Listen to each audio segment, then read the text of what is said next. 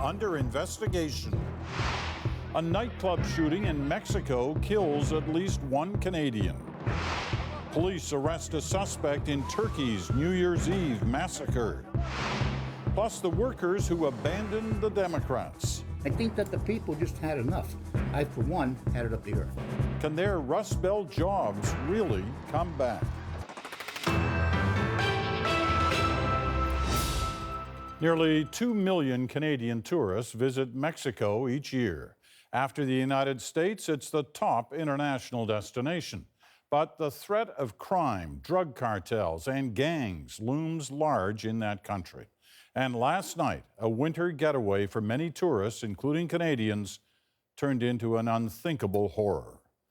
Playa del Carmen is a popular resort town and reasonably safe. But around 2:30 this morning, a shooter opened fire at a nightclub hosting an electronic music festival, killing 5 people, including at least one Canadian. Alison Northcott has the details. Panic and confusion after gunshots broke out at a nightclub in Playa del Carmen. Terrified partygoers hid or fled. Mexican authorities say 5 people were killed from Canada, Italy, and Colombia, and 15 were wounded. The state's attorney general says a gunman apparently entered the nightclub, was confronted, and began to exchange fire with another person inside. I didn't realize it was a gunshot until my friend pulled me down. Montrealer William Ohm was there. These are the frenzied moments he captured on his phone after shots were fired. The gunshots were actually being fired inside the nightclub pretty much everywhere. I know randomly.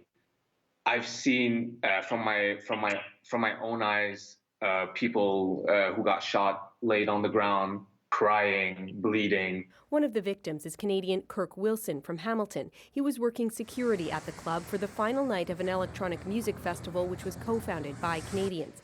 This Toronto club owner worked with Wilson for years. To say he's going to be missed is an understatement. I mean, this has really rocked the Toronto nightlife world. You know, he is an amazing guy. You know, he's a father of 2 young children, a true professional, and it's just so tragic. Festival organizers say 3 of the dead were security guards who were trying to protect patrons inside the club. In a statement, organizers said, "We are overcome with grief over this senseless act of violence, and we are cooperating fully with local law enforcement and government officials as they continue their investigation." More than 1.9 million Canadians visit Mexico every year. Despite the country's high crime rates, most travel there without incident. Even with the rise of violence and the drug cartel issues, however, Canadians still continue to make their way to Mexico as it's an affordable destination. There's no advisory against Canadians traveling to Mexico, but Global Affairs Canada suggests anyone visiting the country exercise a high degree of caution. Alison Northcott, CBC News, Montreal. The suspect in another deadly nightclub attack is now in custody. Just hours after ringing in the new year, 39 people, including a Canadian woman, were killed in Istanbul when a gunman shot indiscriminately. Our Neil Coxell has the latest from that city tonight. Neil. Peter, 17 days after the attack, many here openly wondered if the man police were looking for had somehow slipped out of Turkey. Well, this is a photo of the suspect, reportedly Abdulkadir Masharapov, taken just after he was arrested in an apartment in suburban Istanbul. A match, it appears, to the security camera images, the selfie video police say the suspect took well before the attack as he toured Istanbul. Investigators say the shooter wasted little time and ammunition, firing for 7 minutes from the moment he approached the club's entrance just an hour into the new year. There is hope this arrest will not just help answer the why, but the how this attack was planned and how it was executed so quickly. There's also hope that perhaps some of the information investigators glean could help prevent another attack. Peter? All right, Neil, thank you. Prime Minister Justin Trudeau says, of course, he's read the Conflict of Interest Act. But even though it clearly says no minister of the Crown shall accept travel on a private aircraft, Trudeau admits he and his family did when they flew from the Bahamas to the private island of the Aga Khan. And the Ethics Commissioner confirmed today she's seen enough to investigate. Katie Simpson has more. Okay, ready? 1, turn it around. 2. The Prime Minister was all smiles for the next leg of his Reconnecting with Canadians tour. But Justin Trudeau's day in Halifax was overshadowed by news out of Ottawa, with confirmation he's being formally investigated by the ethics watchdog. Commissioner Mary Dawson laid out her decision in a response to a complaint from Conservative MP Blaine Calkins, saying she will investigate Trudeau's decision to accept a vacation on the Aga Khan's Island and Trudeau's use of the spiritual leader's private helicopter to get there. Trudeau told CBC Radio's Bob Murphy he welcomes questions from the ethics commissioner. I'm just wondering, have you read the Conflict of Interest Act? Of course. Yeah? So does the section of the Act about travel has just one sentence, and it specifically forbids travel on private aircraft? Yeah, and these are exactly the kinds of questions that the Conflict of Interest Commissioner is going to be getting into, and that's exactly why we have an important accountability level in government that I'm glad to be participating with. The NDP is calling for an expedited investigation, saying use of the private helicopter is a clear-cut violation of the rules. That's unprecedented to have a sitting Prime Minister break the law, and it's important because in our society, the law applies to everyone, even when you're on holidays. The Prime Minister already confirmed he did not clear his travel plans with the Ethics Commissioner first. The Conflict of Interest Act says private aircraft travel is only allowed in exceptional circumstances or with prior approval of the Commissioner.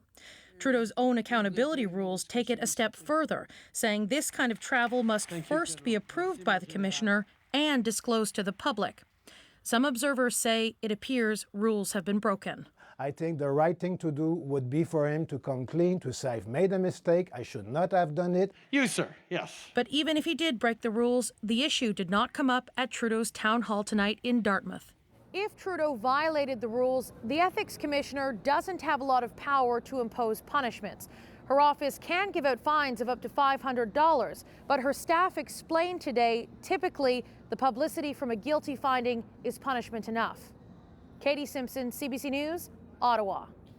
The government has reached healthcare funding agreements with all 3 territories. The deal provides targeted funding over 10 years for home care and mental health care. The Northwest Territories, Yukon, and Nunavut will get a little over $36 million in new funding. The territories join New Brunswick, Nova Scotia, and Newfoundland and Labrador in accepting a health deal with Ottawa outside of a national health accord. Canada's second highest military commander has been removed from his job with no explanation. The Defense Department has said Vice Admiral Mark Norman is not the subject of a criminal investigation. Under military law, an officer can be relieved of duties for administration or internal discipline-related reasons. While Norman was suspended, he was not stripped of his command. Coming up, the workers who turned to Donald Trump. No, he didn't sell me. Of course he did. He did not sell me. I went in there with an open mind, okay? They've pinned all hope on his promise of jobs. Plus, collectors have no trouble buying Trump. I mean, look at it. It's amazing. More Democratic lawmakers say they won't go to President-elect Donald Trump's inauguration, breaking a long-standing tradition of nonpartisanship. It's a snub tied to comments Trump made over the weekend, and today's holiday in the U.S. kept the controversy alive. Lindsay Duncombe explains. On this Martin Luther King Day, an especially potent call to action from a civil rights hero in a spat with the president-elect. When you see something that is not right, not fair, not just, you have a moral obligation to do something, to say something, and not be quiet. John Lewis didn't mention Donald Trump, didn't have to. Lewis is an iconic figure of the civil rights movement, was beaten, his skull cracked, marching for voting rights in 1965. He did jail time for his activism and was one of the leaders of King's March on Washington, universally revered, even by those who don't agree with him. But Donald Trump didn't seem to get that memo. Tweeting over the weekend, Lewis was all talk, talk, talk, no action or results. Sad. Trump was responding to Lewis saying he wouldn't attend the inauguration because he believes Russia interfered in the election. Trump's reaction has given some Democrats an excuse to stay away Friday. More than 30 House Democrats now plan to boycott the inauguration. I cannot go because of the president-elect's inflammatory comments, his racist campaign, his conflicts of interest, refusal to disclose his taxes, and the last straw was his ad hominem personal attacks on an icon of the civil rights movement. The whole thing puts Republicans in a tough position, respectfully disagreeing with Lewis, carefully criticizing Trump. That said, I also had hoped that the president-elect would have responded differently, given everything that John Lewis means to our country. But people make their own decisions. Donald Trump did not attend any Martin Luther King Day events, but did meet with King's son at Trump Tower, saying he wants to be president for all America. I believe that that's his intent, but I think also we have to consistently engage with pressure, public pressure. Just 8% of African Americans voted for Trump. Given this latest incident, the racial divide so apparent on the campaign appears likely to spill over into the new administration. Lindsay Duncombe, CBC News, Washington. And of course, we'll bring you every moment of Inauguration Day as Donald Trump addresses the world for the first time as President of the United States. Special coverage on both CBC News Network and CBC Television starts at 10 a.m. Eastern on Friday. The National will also be in Washington on Thursday and Friday night. A wide-ranging weekend interview Trump gave to British and German media met a swift and stiff reaction today. Well, I thought, frankly, it was inappropriate for a president-elect of the United States to be stepping into the politics of other countries. But when he did step in, Trump covered a lot of ground. I said a long time ago that NATO had problems. Number one, it was obsolete. You look at the European Union, it's Germany. It's basically a vehicle for Germany. French President Francois Hollande dismissed Trump, saying the EU needs no advice from outsiders. German Chancellor Angela Merkel echoed that, saying, "We Europeans have our fate in our own hands." I think she made one very catastrophic mistake, and that was taking all of these illegals. To that, Merkel's deputy blamed years of U.S.-backed wars for helping create the refugee crisis.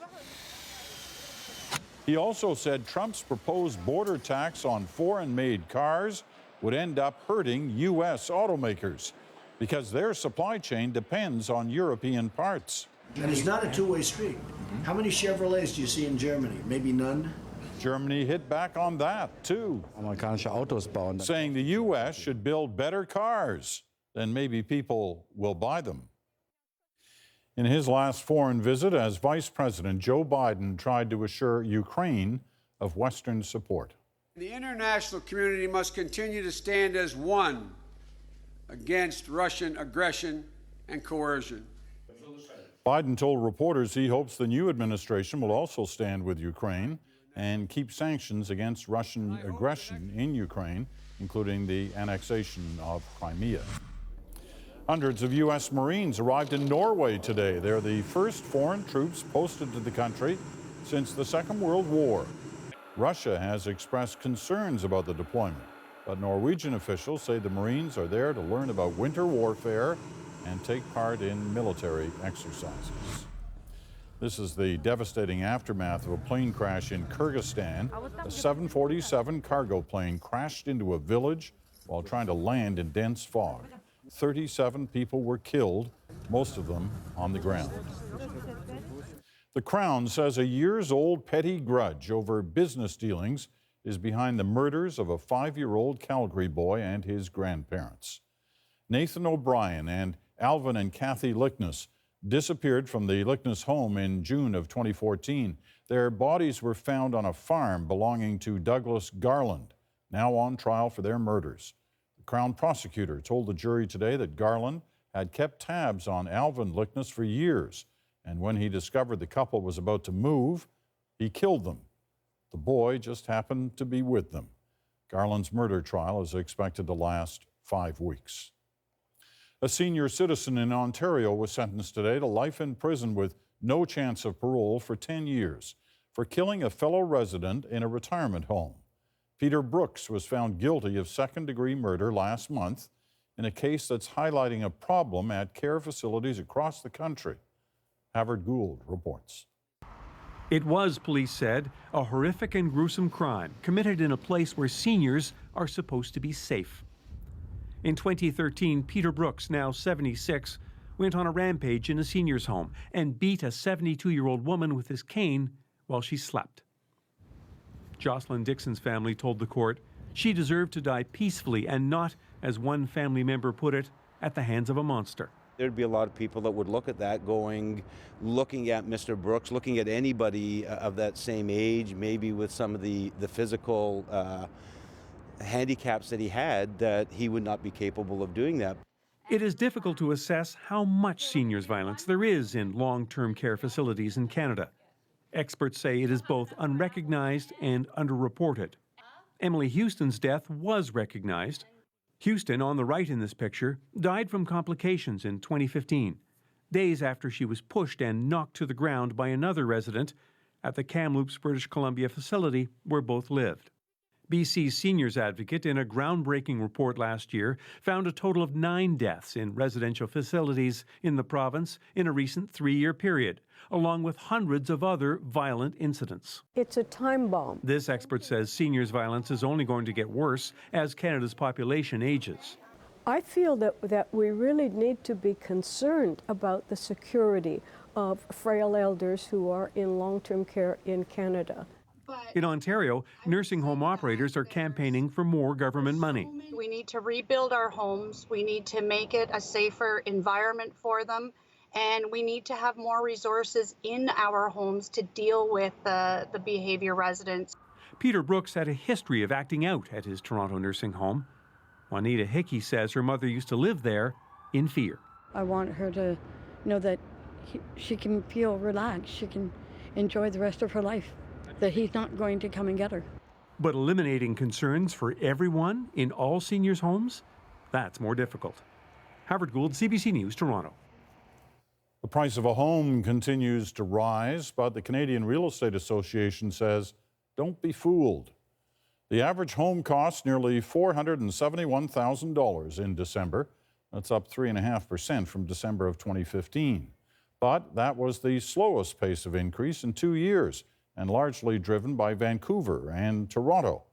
Prices in Calgary and Saskatoon were down in the same period.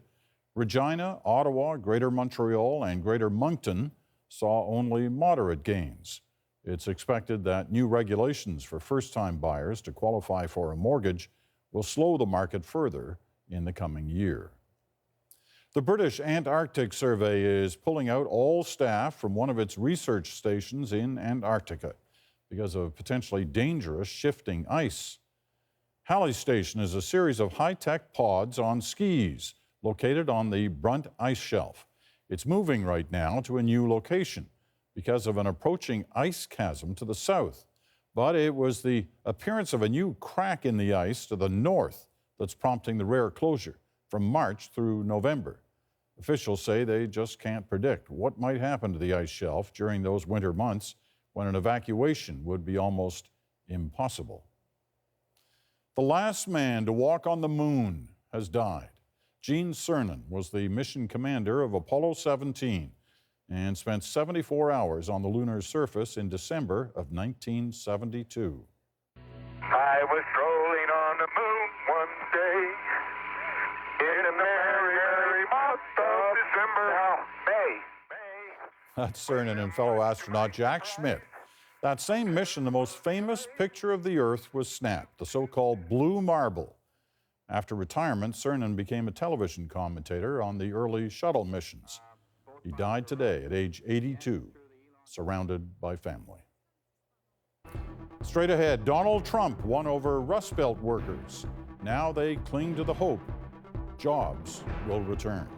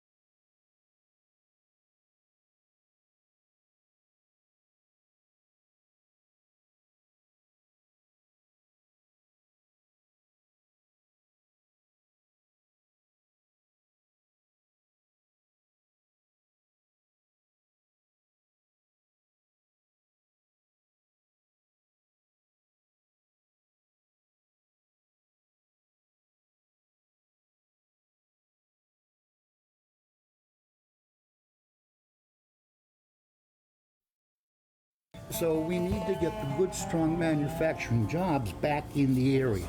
And that's what I think President Trump is going to do. I really, truly believe that. Well, once again, the race for the White House was decided by hope. This time around, it was the battered hopes of working-class America that a golden age of prosperity has not vanished forever. Donald Trump's victory was clinched by Rust Belt workers who no longer felt the Democrats had their back. Terrence McKenna heard their cries of betrayal when he visited northern Pennsylvania, as he tried to find out how real their hopes might be. Scranton, Pennsylvania, called the Electric City, has a long, proud history as a powerhouse of the U.S. economy with a devotion to the Democratic Party. The first electric streetcar system in North America was built here in 1886, and the town was proud of it. Of course, that's all gone now. Scranton was a major hub for railroad traffic through the American Northeast. Now the old rail station has been turned into a hotel. The passenger trains are all gone. For many years, this area of Pennsylvania was the source of 95% of the hard coal that burned in the Western Hemisphere. At its peak, 175,000 people worked in the Pennsylvania coal industry. Most of those jobs have disappeared as well. There is still a little bit of surface coal mining in the area, employing a few hundred people.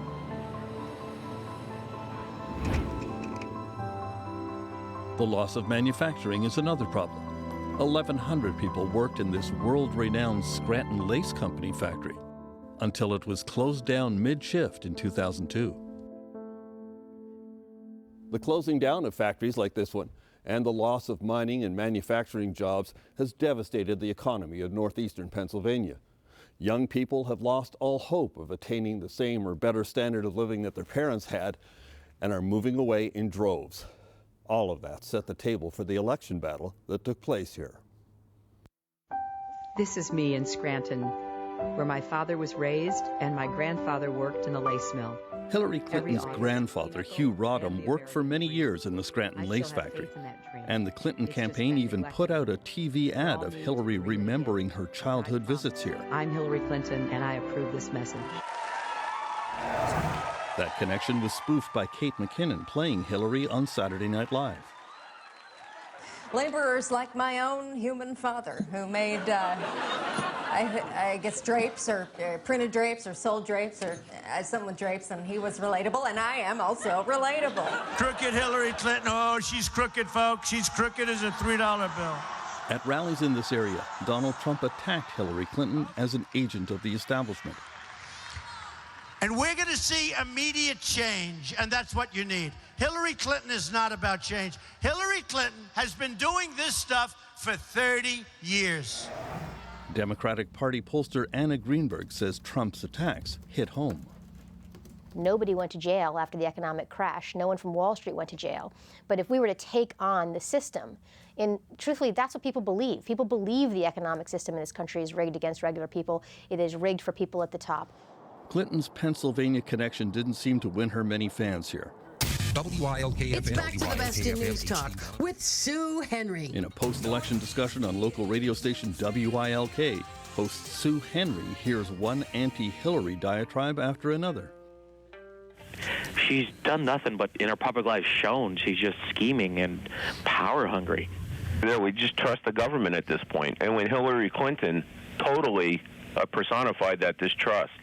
That even people who have lockstepped with labor in the past in northeastern Pennsylvania, they feel like they've been betrayed. They feel betrayal. They feel left behind. So when Trump came along and he promised what he promised, which I know it sounds so simplistic, make America great again, but they looked at that slogan and somehow they incorporated it into their view, like people incorporated the Obama slogan, hope and change, into their view. Please, let's give it up for the Vice President of the United States, Joe Biden. Vice President Joe Biden was born in Scranton, something he too would mention on every visit to the region. It's good to be home. He too was teased about it on SNL. I grew up there. I love it. It's a single worst place on earth. And yet things seem to work out much better for the Obama-Biden ticket, which easily carried this area in 2008 and 2012. But now Scranton feels left behind. The unemployment rate is 30% higher than the national average. You can buy a house for $19,000. A remnant of the good old days in Scranton is this coal baron's house that has been transformed into the Lackawanna Historical Society. Amateur historian Bob Savakinis is one of those lifelong Democrats who lost faith in the party over the last 8 years. The economic policies weren't that great, the leadership was lacking, and I thought we really needed to sort of change up the way our presidential leadership is going the direction. And I think that's what something Mr. Trump is bringing to this, is that he is a leader. We may not agree with all of his leadership ideas or skills or something, but he is a leader. And that's something that has been lacking. So as far as his platform and his ideas, I may not agree with them all, but I agree that we need somebody who will lead the country. When Donald Trump came to this area, crowds flocked to him. We want to have the wall. We want the wall. We're going to have the wall. But did they believe him? People don't believe he'll actually build a wall with Mexico, and they don't believe that Mexico will pay for it. When they heard build a wall, they heard, I'm going to protect you from illegal immigrants taking your job and from illegal immigrants getting benefits from the government. That's what they heard. It wasn't about building the wall. In this area, Trump also promised to bring back the coal industry, hammering the message that Trump digs coal. That obviously struck a chord with the handful of workers who still have jobs in the coal industry here. But how realistic is the promise? Online. Larry Newman, who worked for years for the Regional Chamber of Commerce, says natural gas has displaced coal even in Pennsylvania. In northeastern Pennsylvania, where, for obvious reasons, most of the generating facilities, the power plants, were built to burn coal, most of those facilities either have been or are in the process of being converted to burn natural gas. And they're not going back to coal. And they're not going back. The steel industry in Pennsylvania has also been devastated, but the vast majority of jobs have been lost due to automation in the industry, not foreign trade agreements. The U.S. has been making the same amount of steel for decades, but now with 75% fewer workers. They've taken our jobs out of Pennsylvania. We're going to be bringing them back, folks. Believe me. We're bringing them back. Donald Trump told the white working class that foreigners and trade agreements were to blame for their woes. We're going to renegotiate our disastrous trade deals. These are deals made by people that don't have a clue. Of the workforce that was well paid. Tom Baldino was a political science professor at Wilkes University. Those were good paying jobs. And there's kind of an urban mythology that builds up around it. Oh, we lost these jobs. What it has actually done in a number of the manufacturing jobs here is mechanization, automation. You don't need as many people on an assembly line or making things as we once did. Trump did a masterful job of speaking directly to the economic concerns that white working class voters have. He talked about trade and NAFTA and new trade agreements very much in terms of job loss, but also using bells and whistles that were both implicitly and explicitly calling on racial resentment, including the discussion about immigration. And so it was a combination of an economic message, weaved into the racial resentments that many people in the white working class have. At Terry's Diner in Scranton, we brought Bob Savakinis and local Hotline show host Sue Henry together with a few of her regular callers. Max Benjamin is a longtime Democrat who stayed loyal to the party. Manufacturing jobs back in the area. Rich Zawatsky is a registered Democrat who switched to Trump. I don't believe that. We put the faith in the Democrats for 8 years, and what did they do for us? Nothing. Nemionets. They turned around and they paid us lip service and did nothing for us. And I think that the people just had enough. I, for one, had it up to here. Now, Max, you see this totally differently because you voted for Hillary Clinton and you worked on the Clinton campaign. I did vote for Hillary primarily because I thought she was the most qualified of all the candidates. I voted for Hillary the first time around when she ran in 2008 against Obama. So did I. Okay. I did too. All right. I did Where not did she vote for lose you Obama. then? Where did she lose you? She lost me, number one, with the Secretary of State role that she took on under the Obama administration. And she started getting immersed in the paper play, or almost like you can call it an influence peddling ideal. All right, I'm the Secretary of State. You give me X amount of dollars and you'll be able to speak to my husband or something like this. Too much questionable stuff. We live in an area, you know, that has this anthracite heritage. Anybody's family have coal miners in it? Anybody? My paternal grandfather, he was killed in the mines. My dad was only 7 years old, okay? Both of my grandfathers worked from both sides of the family in the mining industry for many years. One did pass away from black lung as well. When Trump was talking about it, though, Trump digs coal, what were you thinking in your own head, Well, Rich? in my own head, I was thinking, there is no way on God's good earth I'm going to send my boys back into a hole. It's not going to happen, all right? What's your impression of Trump digs coal? I thought it was just a ridiculous statement to make. And he only made it because he knew of the history of northeastern Pennsylvania. And I said he was nothing but a snake oil salesman. He utilizes tactics to make impressions upon people, and he takes advantage of that. Do you think that Donald Trump can relate to people who are in the middle class like us?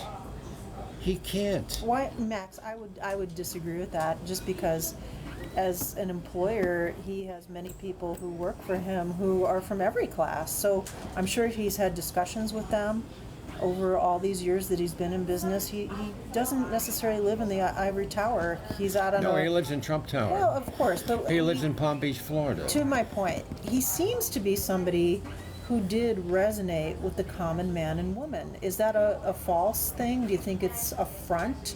Do you think underneath it all he's gold-plated and elitist? And he certainly doesn't talk like an elitist. So I'll tell you what. You know, if he is, once again, if he is trying to pull the wool over our eyes. Well, he sold you. Well, you know what? Well, no, he didn't sell me. Of course he did. He did not sell me. I went in there with an open mind, okay? I think, you know, after 4 years of a Trump administration, I think the easiest way just to look at it is to see how many jobs were created, how well did the economy improve, did we bring back those jobs back to the United States, are we feeling better about ourselves? He has 4 years to prove himself, and if it doesn't work out, then we're going to elect somebody else. Mm-hmm. So, unless he gets impeached. Well, you know what? Suck it up and get used to it. He's going to be your president for 4 years. Hopefully. That's the way it's going to go. He's not going to be impeached. That's wishful thinking. That's never going to happen. No, that's being realistic.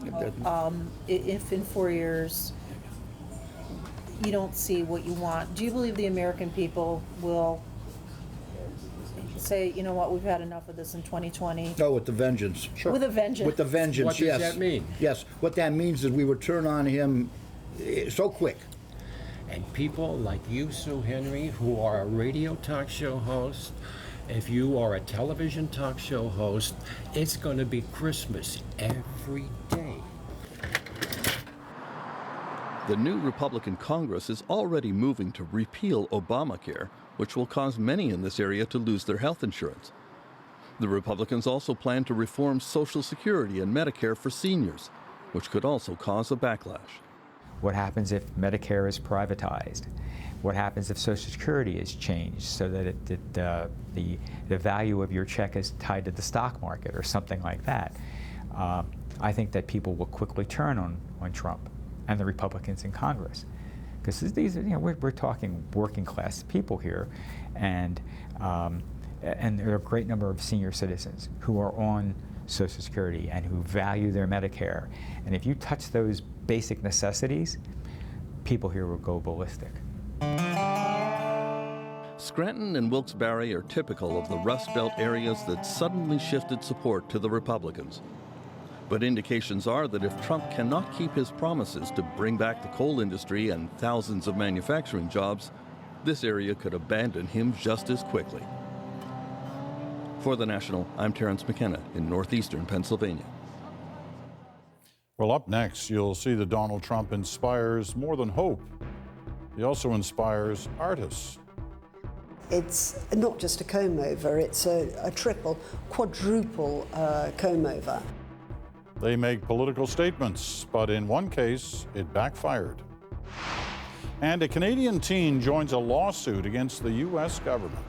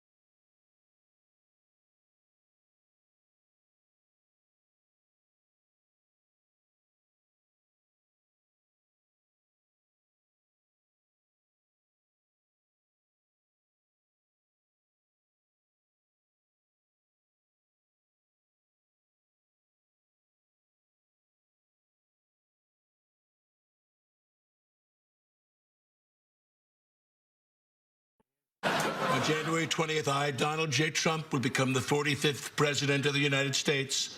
And then 2 months later, Mike Pence will become the 46th.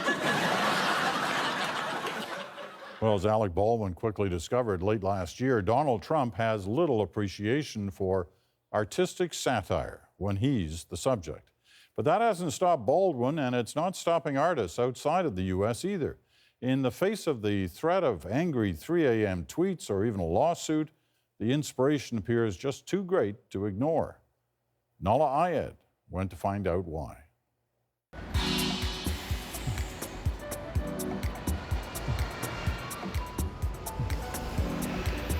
In a city as vast and accommodating as London, within the lavishness of Mayfair, a piece of America has found a home. The Maddox Gallery did what apparently none in the U.S. would do: take on a painting that comes with the threat of a lawsuit, and for the artist Ilma Gore, death threats. We can't show you all of the piece entitled "Make America Great Again." The parts seemingly intended to, let's say, diminish a man who's larger than life.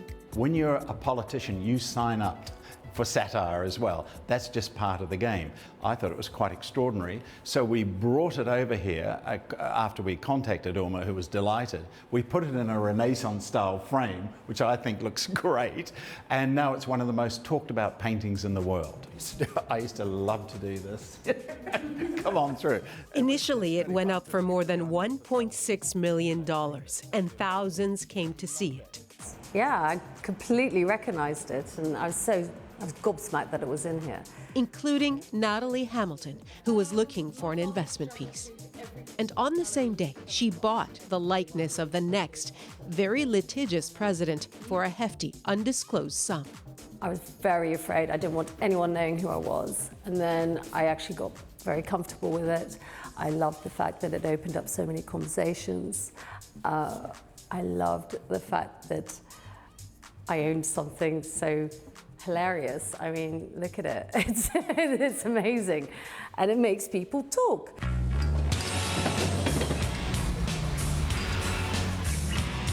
London has a long tradition of holding up a transatlantic mirror, of unflinching reflection on an ally and a world power few others would attempt. No one here is off limits. And so London's version of the world's growing body of Trump art has an edge. Here he is as a dictator. Alison Jackson's work tries to imagine what Trump does away from the cameras. I definitely don't mean this to be humorous, but I must have a very mischievous view on things. Really, what I want to do is expose the private realness of somebody opposed to the public face. Everything is so rehearsed so that he is all on brand all the time.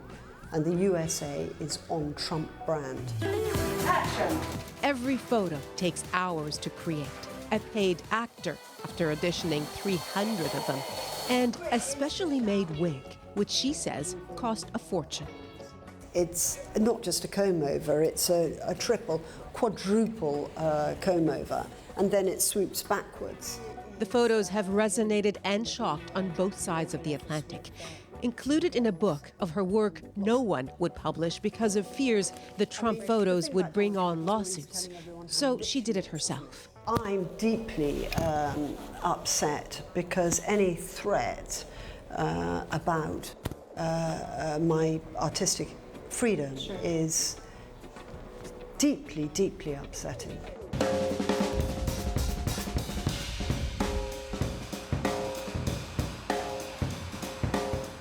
It is unsettling in a hub of satire and political art, a canvas for the likes of Banksy, the renegade street artist, and his opinionated works, and contemporaries who've mastered art with political overtones. I paint the human figure a lot. And yet for the most proven of artists, even one whose work might be owned by the likes of Angelina Jolie, Trump as a subject right now is hard to resist. I think he's an icon. He stands for something now, you know.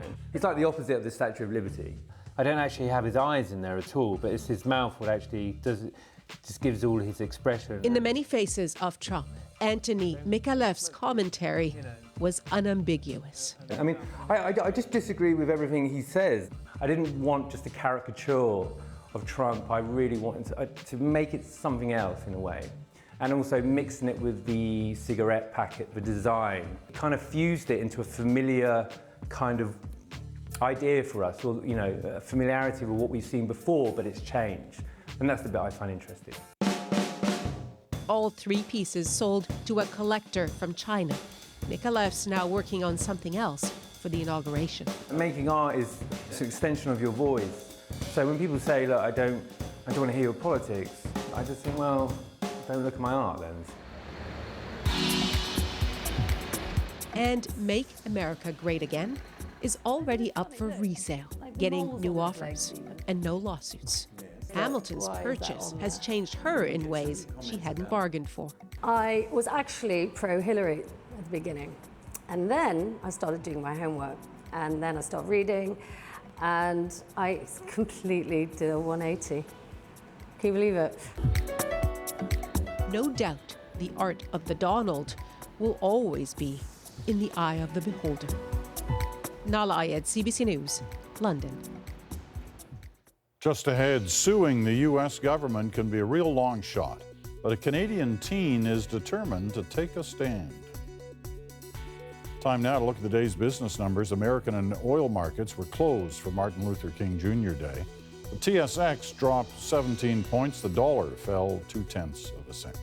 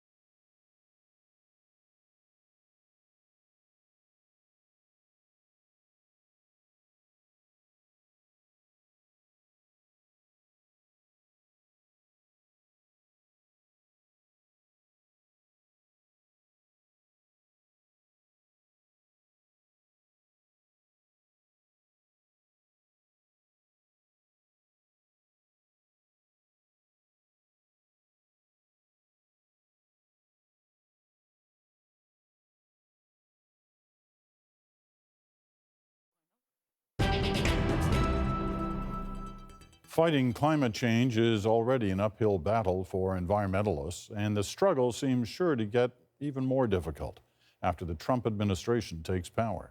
But there is hope from an unlikely source, a group of young people, most of them teenagers, and they might just have a way to force the U.S. government to enact tougher environmental protections. Kim Brunhuber has the story. Good boy. All his life, 19-year-old Jacob Lebel has felt a special connection to the land, in rural Quebec, where he was born, and here in Oregon, where he now lives. His family settled in Eugene because it had the perfect climate for farming. But a couple of years ago, a threat materialized from the last place he expected. The pipeline is going to come from up there along those oak trees, right? A Calgary-based company wants to build a natural gas pipeline here. Yeah, the pipeline's kind of tricky. He helped fight that project to a standstill, but he realized by only protesting against individual projects, environmentalists were just playing whack-a-mole. Our voices did not really have power in actually enacting change. My name is Victoria Barrett. I'm 17 years old, and I'm suing the U.S. federal government. Hi. Until he heard about a lawsuit, the first of its kind. A group of 21 young Americans between the ages of 9 and 20 were suing the U.S. government for violating their constitutional rights because it supports a fossil fuel industry that's damaging the climate. So he joined the suit. The right of our generation and our children's generation to have a safe and healthy planet and climate to live in is at stake. In November, a federal court judge ruled the case could go ahead. The trial date will be set this summer. But the plaintiffs face a new administration with strong ties to the fossil fuel industry. Do you believe that the temperature of the Earth is increasing? Well, first of all, I'm not a believer in global warming. And a president who has repeatedly called global warming a hoax. Climate denialism will not hold water in a court of law. You can't perjure yourself in court, and all of your experts have to be qualified. So do they actually have a shot at winning? Well, supporters of the cause will point to a similar human rights case brought by activists in the Netherlands, and they won. In 2015, a judge ordered that country to reduce emissions by 25% within 5 years. Lebel says their lawsuit should be a warning to leaders around the world, including Justin Trudeau. I think there's much potential there for young people to hold him accountable in a similar way to what we're doing here. Lebel says he knows it won't be easy. His opponents have billions at stake.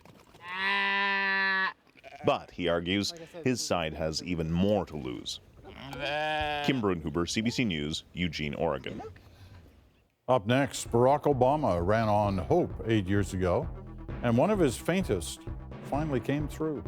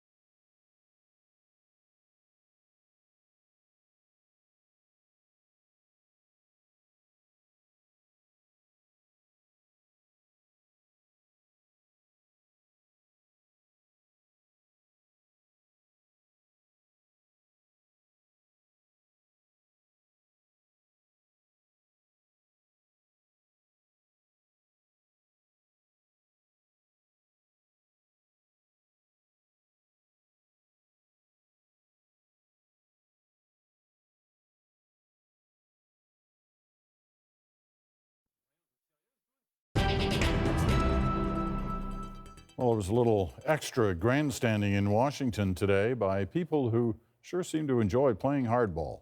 Good fun for the outgoing president. I will say to the Cubs, it took you long enough. I mean, I've only got 4 days left. You're just making another one. Barack Obama welcomed his hometown Chicago Cubs to the White House today to celebrate the team's first World Series win since 1908. The players had several gifts for Obama, including a team jersey, fit for the country's 44th president, and a lifetime pass to Wrigley Field for him and his family. Non-transferable. He may have run on a message of hope, but Obama said even he couldn't have imagined the Cubs would break the longest drought in American sports history, especially while he was president.